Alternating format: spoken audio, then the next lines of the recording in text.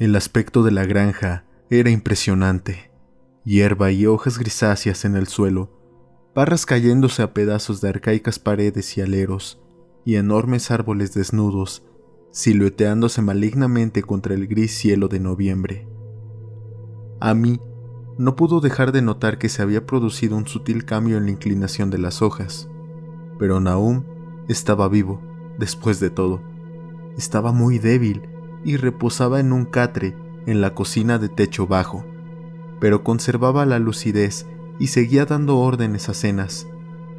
La estancia estaba mortalmente fría, y al ver que Amy se estremecía, Nahum le gritó a Zenas que trajera más leña.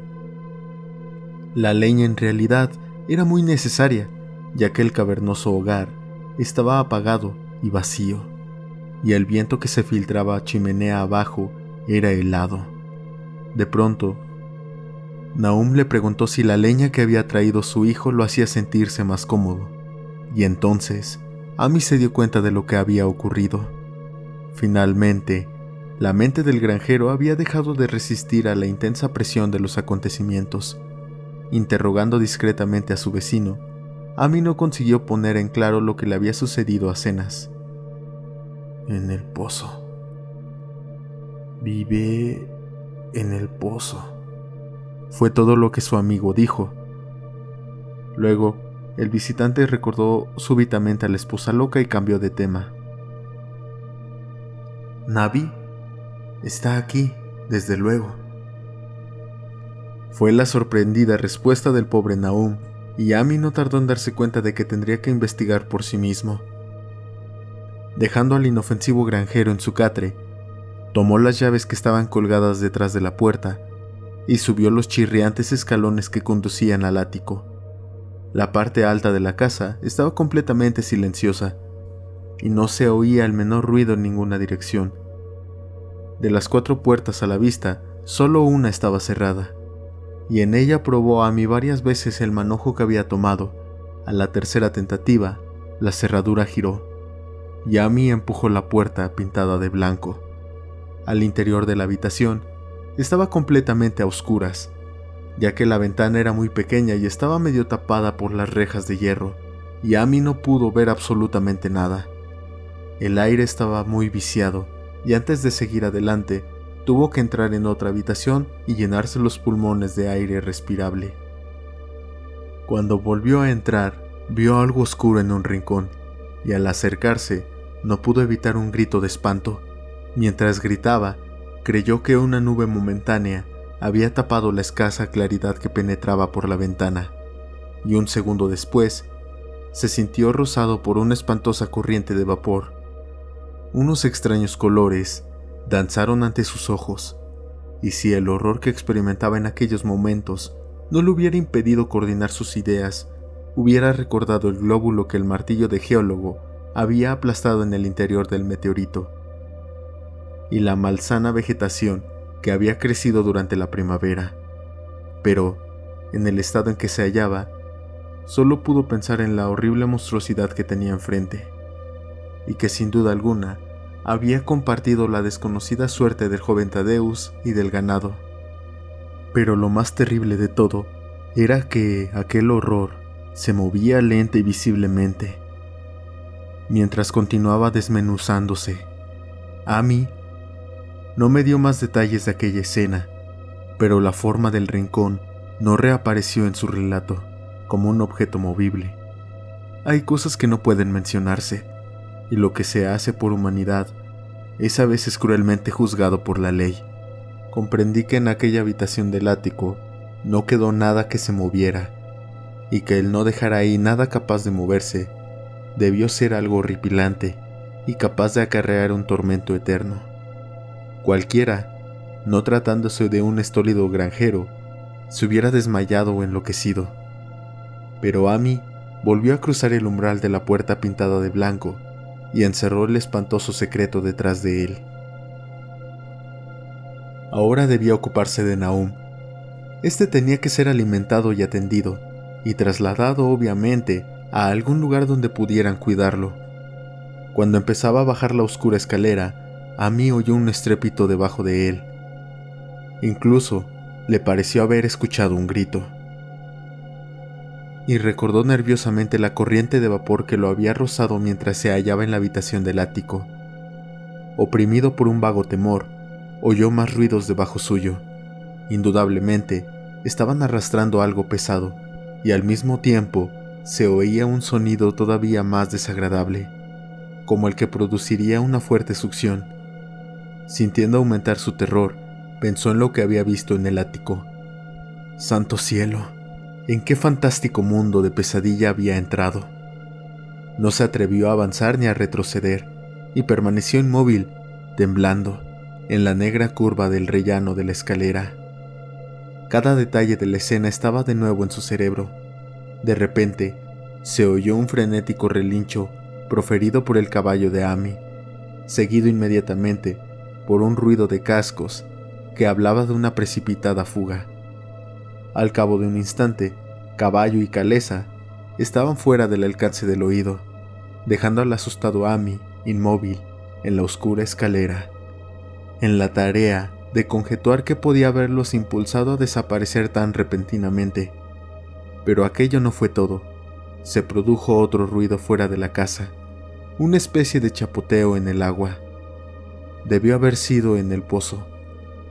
Amy había dejado a Hero desatado cerca del pozo, y algún animalillo debió meterse entre sus patas, asustándolo y dejándose caer después en el pozo.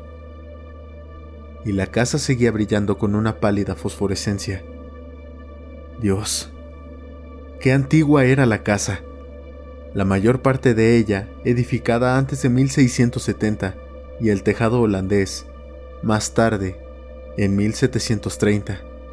En aquel momento, se oyó el ruido de algo que se arrastraba por el suelo de la planta baja, y Amy se aferró con fuerza al palo que había tomado del ático, sin ningún propósito determinado.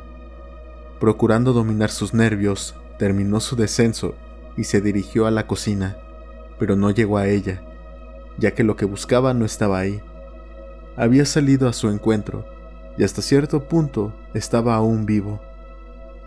Si se había arrastrado, o había sido arrastrado por fuerzas externas, es cosa que Amy no hubiera podido decir, pero la muerte había tomado parte de ello. Todo había ocurrido durante la última media hora, pero el proceso de desintegración estaba ya muy avanzado.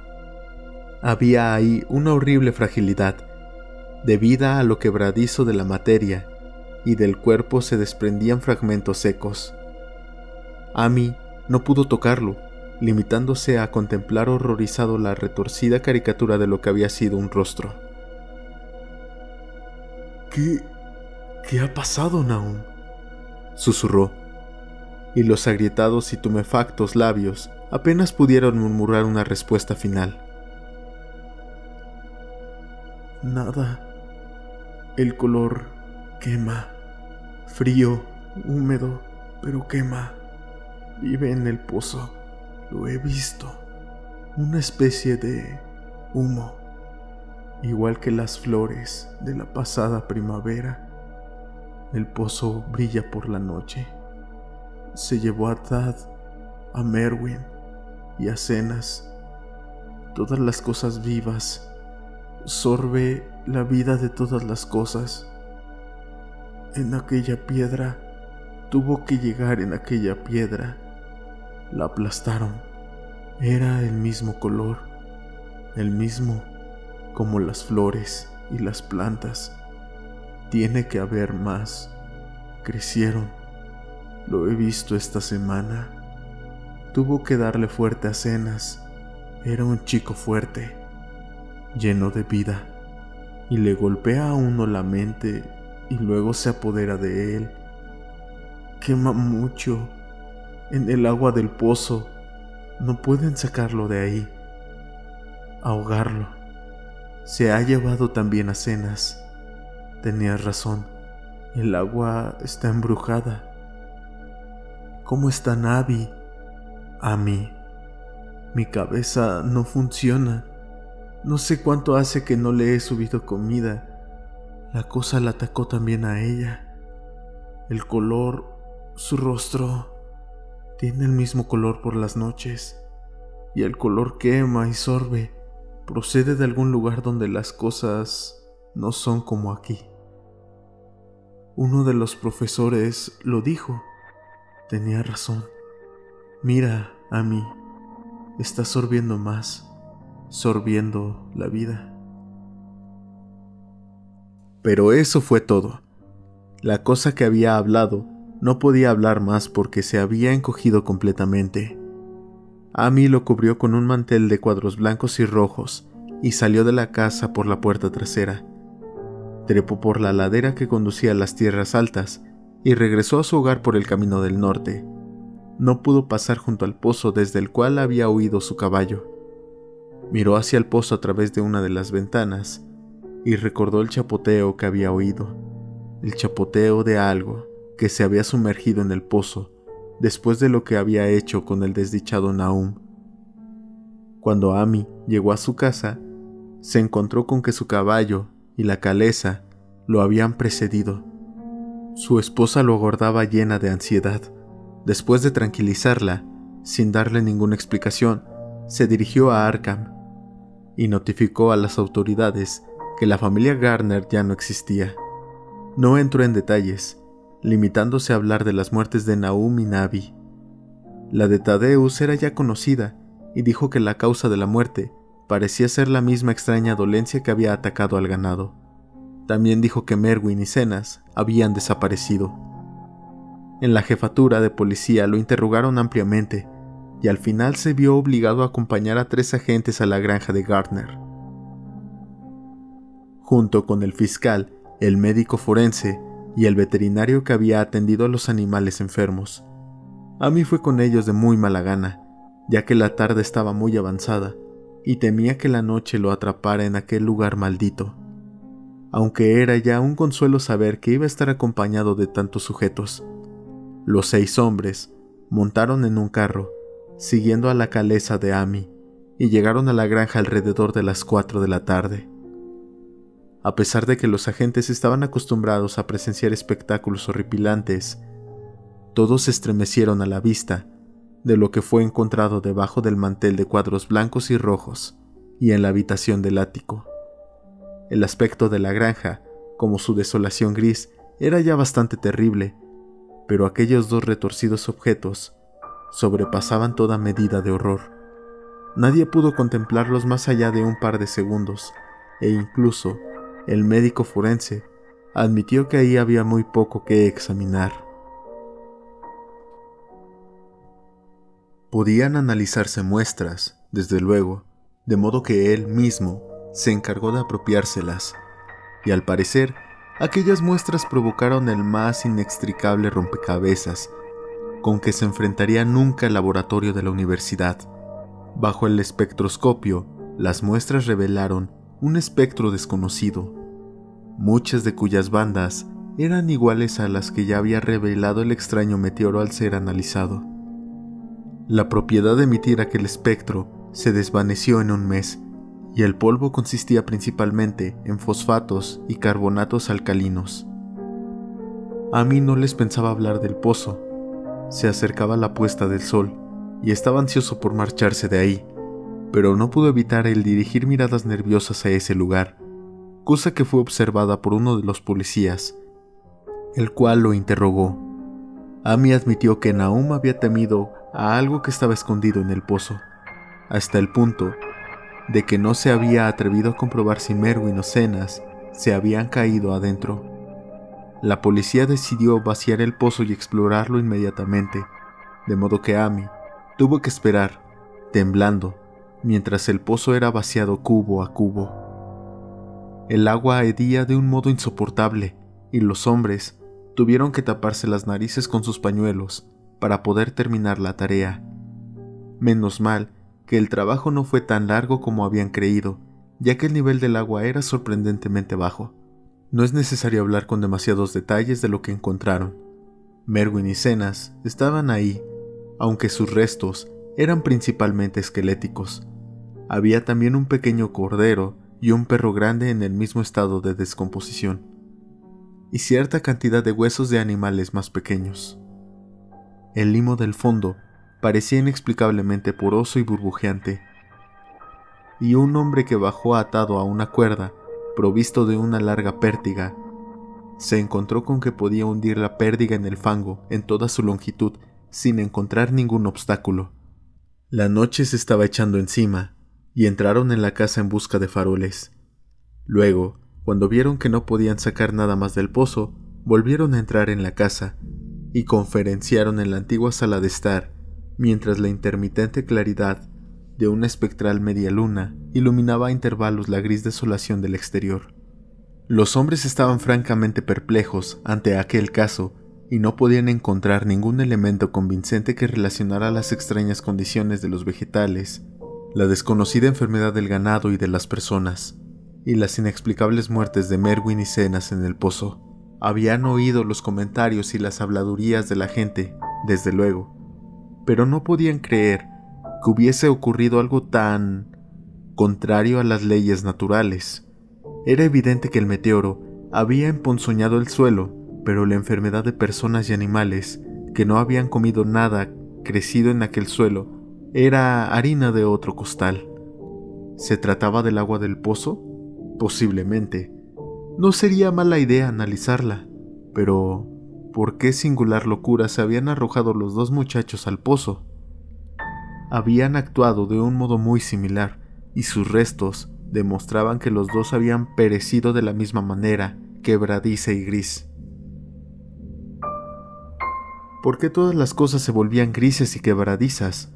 El fiscal, sentado junto a una ventana que daba al patio, fue el primero en darse cuenta de la fosforescencia que había alrededor del pozo. La noche había caído del todo, y los terrenos que rodeaban la granja parecían brillar débilmente con una luminosidad que no era la de los rayos de la luna, pero aquella nueva fosforescencia era algo definido y distinto, y parecía surgir del negro agujero como la claridad apagada de un faro, reflejándose amortiguadamente en las pequeñas charcas que el agua vaciada del pozo habían formado en el suelo,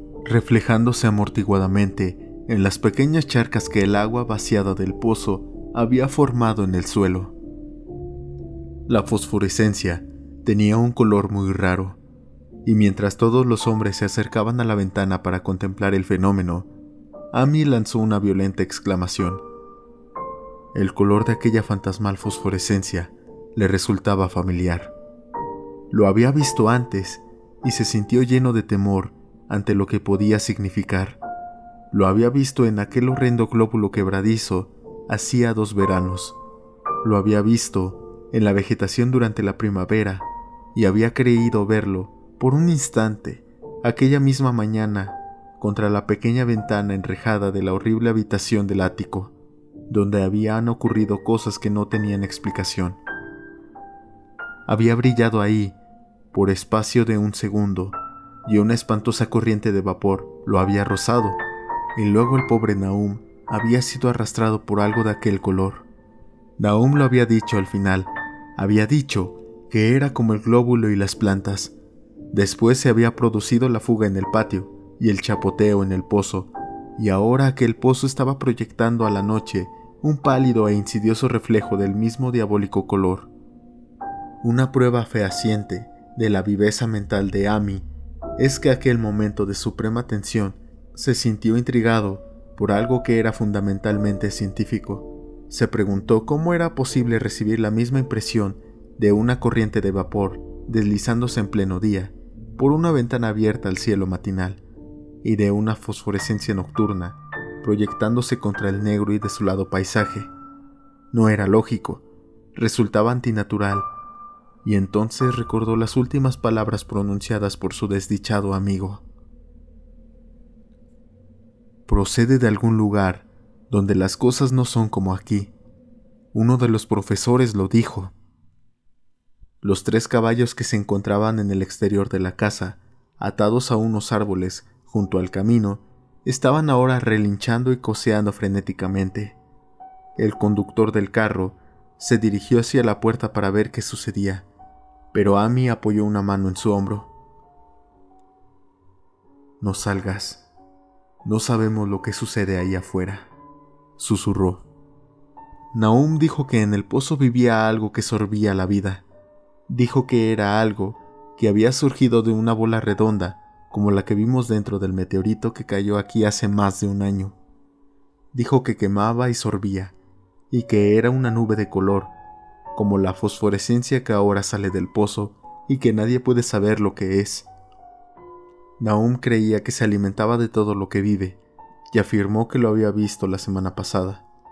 Tiene que ser algo caído del cielo, igual que el meteorito, tal como dijeron los profesores de la universidad. Su forma y sus actos no tienen nada que ver con este mundo de Dios. Es algo que procede del más allá, de modo que el hombre se detuvo, indeciso, mientras la fosforescencia que salía del pozo se hacía más intensa y los caballos coceaban y relinchaban con creciente frenesí. Fue realmente un momento espantoso, con los restos monstruosos de 4 personas, 2 en la misma casa y 2 en el pozo, y aquella desconocida iridiscencia que surgía de las fangosas profundidades. Amy había cerrado el paso al conductor del carro, llevado por un repentino impulso, olvidando que a él mismo no le había sucedido nada después de ser rozado por aquella horrible columna de vapor en la habitación del ático. Pero no se arrepentía de haberlo hecho. Nadie podía saber lo que había aquella noche en el exterior, nadie podía conocer la índole de los peligros que podían acechar a un hombre enfrentado con una amenaza completamente desconocida. De repente, uno de los policías que estaba en la ventana profirió una exclamación. Los demás se le quedaron mirando, y luego siguieron la dirección de los ojos de su compañero. No había necesidad de palabras. Lo que había de discutible en las habladurías de los campesinos ya no podía ser discutido en adelante, porque ahí había 6 testigos de excepción, media docena de hombres, que por la índole de sus profesiones no creían más que lo que veían con sus propios ojos.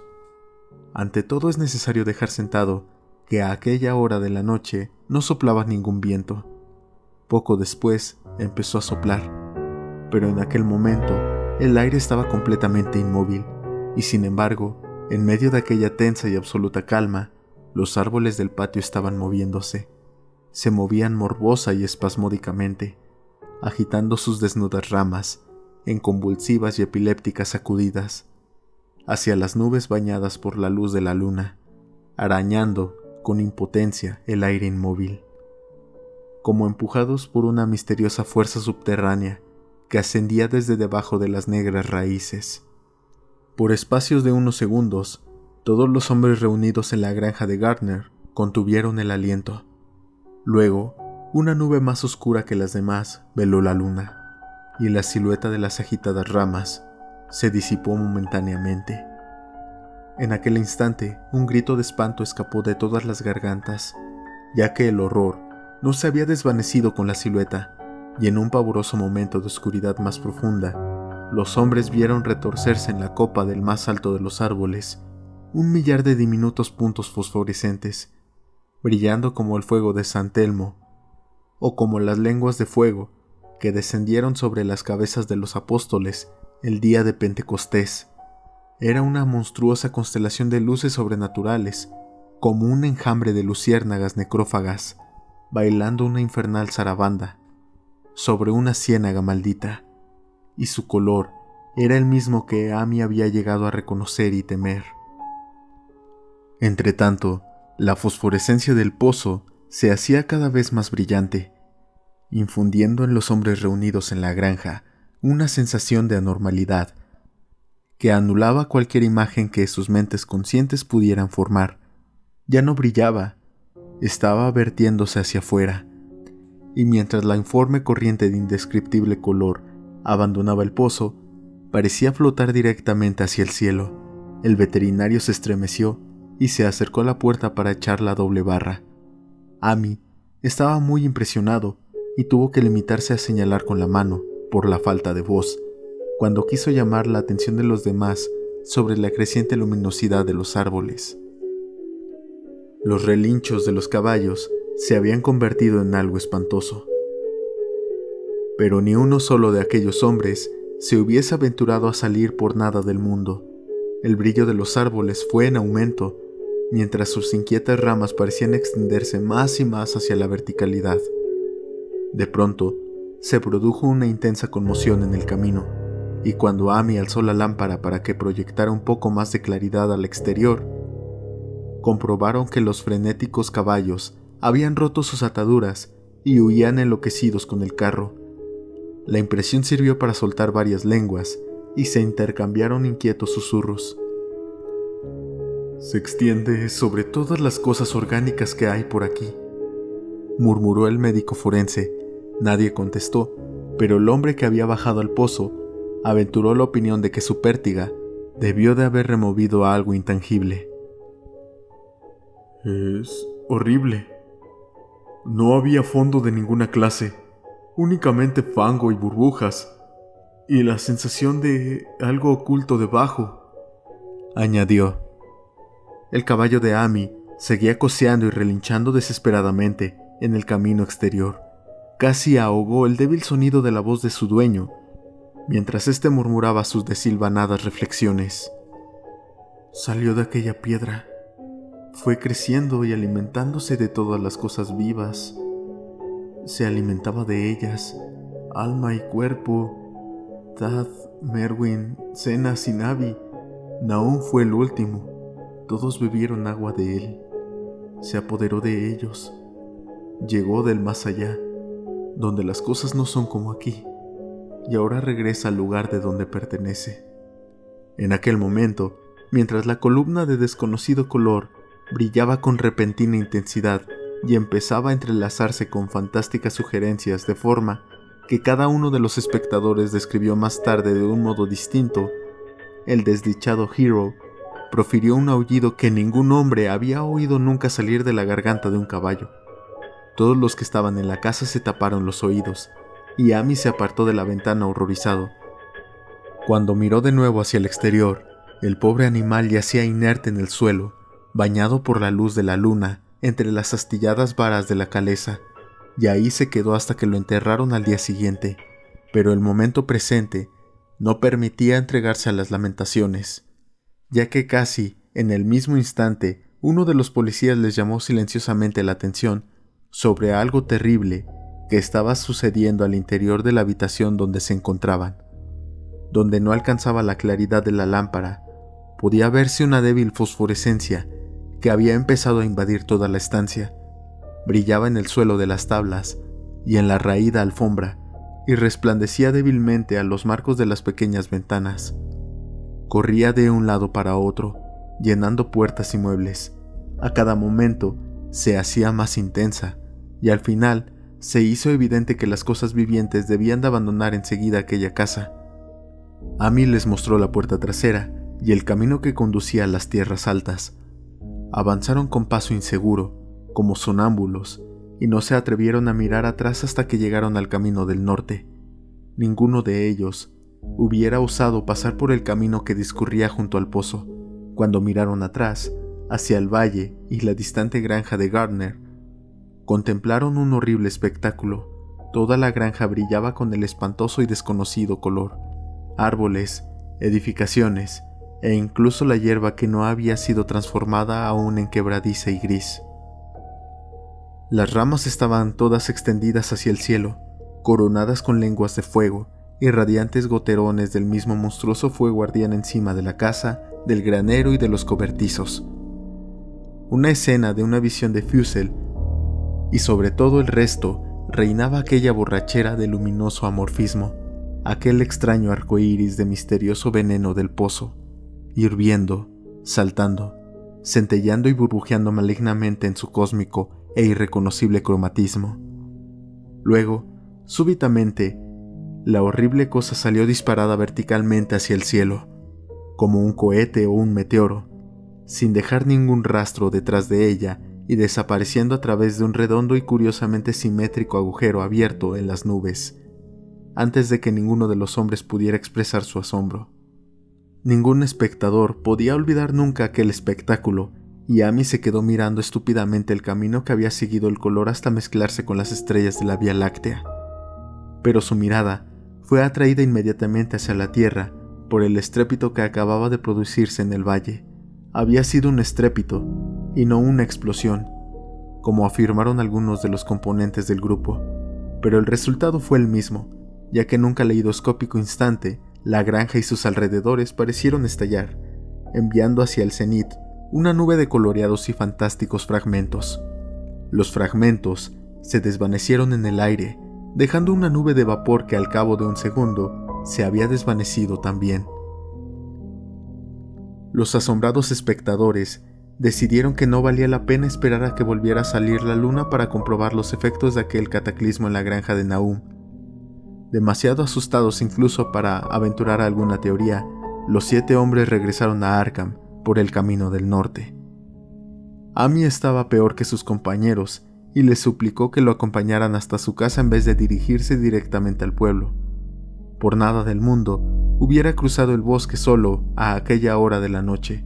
Estaba más asustado que los demás porque había sufrido una impresión que los otros se habían ahorrado y se sentía oprimido por un temor que por espacio de muchos años no se atrevió a mencionar.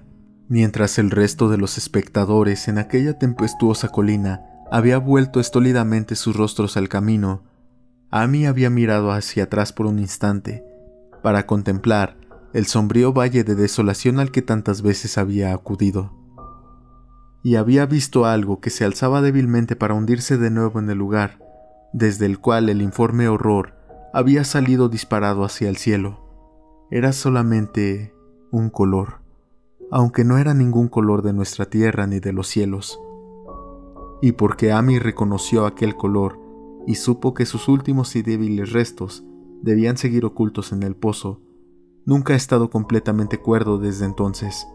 Amy no se acercaría a aquel lugar por nada del mundo. Hace 44 años que sucedieron los hechos que acabo de narrar, pero Amy no ha vuelto a pisar aquellas tierras y le alegra saber que pronto quedarán enterradas debajo de las aguas. También a mí me alegra la idea, ya que no me gustó nada ver cómo cambiaba de color la luz al reflejarse en aquel abandonado pozo. Espero que el agua sea demasiado profunda, pero aunque así sea, yo nunca beberé de ahí. No creo que regrese a la región de Arkham. 3 de los hombres que habían estado con Amy volvieron al día siguiente para ver las ruinas a la luz del día, pero en realidad no había ruinas, únicamente los ladrillos de la chimenea, las piedras de la bodega, algunos restos minerales y metálicos, y el brocal de aquel nefasto pozo. A excepción del caballo de Amy, que enterraron aquella misma mañana, y de la caleza que no tardaron en devolver a su dueño, todas las cosas que habían tenido vida habían desaparecido. Solo quedaban 5 acres de desierto polvoriento y grisáceo, y desde entonces no ha crecido en aquellos terrenos ni una brizna de hierba. En la actualidad, aparece como una gran mancha comida por el ácido en medio de los bosques y campos, y los pocos que se han atrevido a acercarse por ahí, a pesar de las leyendas campesinas, le han dado el nombre de Erial Maldito. Las leyendas campesinas son muy extrañas, y podrían ser incluso más extrañas si los hombres de la ciudad y los químicos universitarios tuvieran el interés suficiente para analizar el agua de aquel pozo olvidado, o el polvo gris que ningún viento parece dispersar. Los botánicos podrían estudiar también la sorprendente flora que crece en los límites de aquellos terrenos, ya que de este modo podrían confirmar o refutar lo que dice la gente, que la zona emponzoñada está extendiéndose poco a poco, quizás 1 pulgada al año. La gente dice que el color de la hierba que crece en aquellos alrededores no es el que le corresponde, y que los animales salvajes dejan extrañas huellas en la nieve cuando llega el invierno. La nieve no parece cuajar tanto en el Erial Maldito como en otros lugares. Los caballos, los pocos que quedan en esta época motorizada, se ponen nerviosos en el silencioso valle, y los cazadores no pueden acercarse con sus perros a las inmediaciones del Erial Maldito.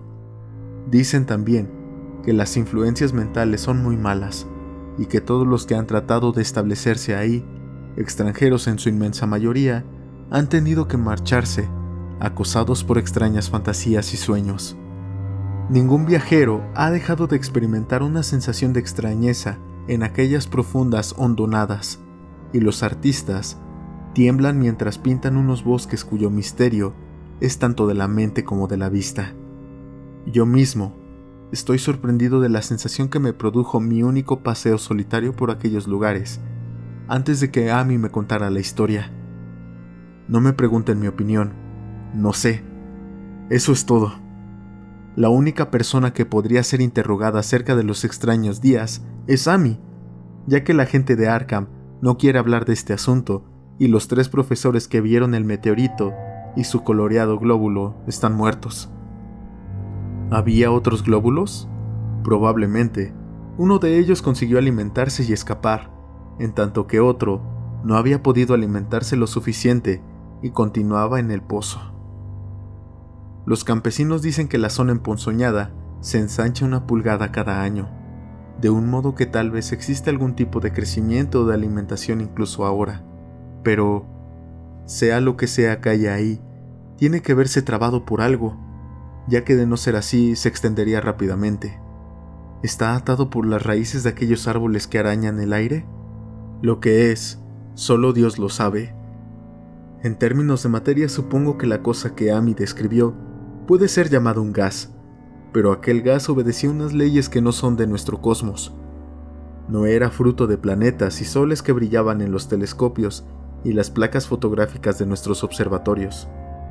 No era ningún soplo de los cielos, cuyos movimientos y dimensiones miden nuestros astrónomos o consideran demasiado vastos para ser medidos. No era más que un color surgido del espacio, un pavoroso mensajero de unos reinos del infinito, situados más allá de la naturaleza que nosotros conocemos, de unos reinos cuya simple existencia aturde el cerebro con las inmensas posibilidades extracósmicas que ofrece a nuestra imaginación. Dudo mucho de que Amy me mintiera de un modo consciente, y no creo que su historia sea el relato de una mente desquiciada, como supone la gente de la ciudad. Algo terrible llegó a las colinas y valles con aquel meteoro, y algo terrible, aunque ignoro en qué medida, sigue estando ahí. Me alegra pensar que todos aquellos terrenos quedarán inundados por las aguas. Entretanto, espero que no le suceda nada a Amy. Vio tanto de la cosa y su influencia era tan insidiosa. ¿Por qué no ha sido capaz de marcharse a vivir a otra parte? Amy es un anciano muy simpático y muy buena persona. Y aunque la brigada de trabajadores empiece su tarea, tengo que escribir al ingeniero en jefe para que no lo pierda de vista. Me disgustaría recordarlo como una gris, retorcida y quebradiza monstruosidad de las que turban cada día más mi sueño. Eso es todo en esta ocasión. Muchas gracias por ver el video. Si te ha gustado, por favor, comenta, dale like y compártelo con tus amigos. Me ayudaría muchísimo que lo hagas. También te invito a seguirme en mis otras redes sociales. Los enlaces están en la descripción del video. Nos vemos en la siguiente. Yo soy Ciudadano Z y recuerda que aquí tus miedos cobran vida.